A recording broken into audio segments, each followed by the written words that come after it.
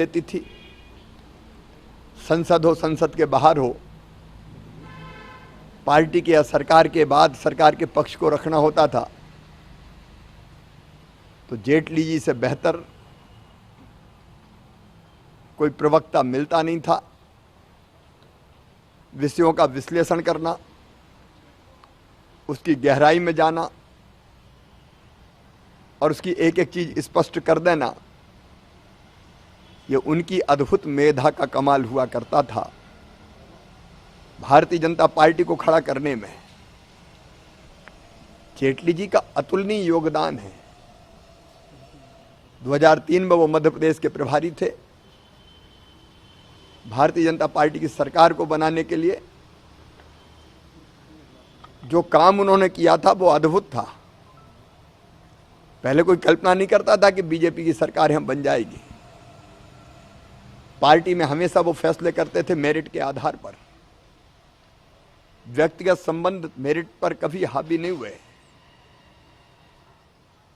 लगातार उन्होंने नैतिक मूल्यों की राजनीति की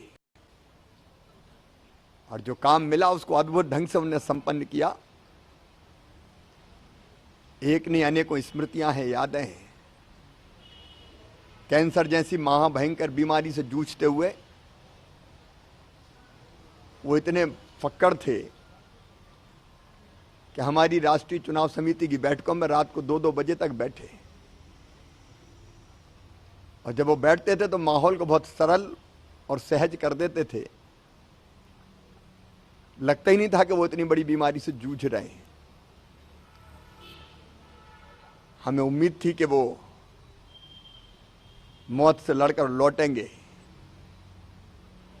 अंतिम क्षण तक वो ब्लॉग लिखते रहे, ट्वीट करते रहे, सोशल मीडिया पे सक्रिय रहे। कोई मृत्यु सैया पर पड़ा हो और धारा 370 के बारे में, कश्मीर के बारे में, देश के महत्वपूर्ण मामलों के बारे में वहीं से अपनी राय प्रकट करते हो और देश का मानस बनाने की कोशिश करते हो, ऐसा जीता जागता महापुरुष मैंने तो नहीं देखा।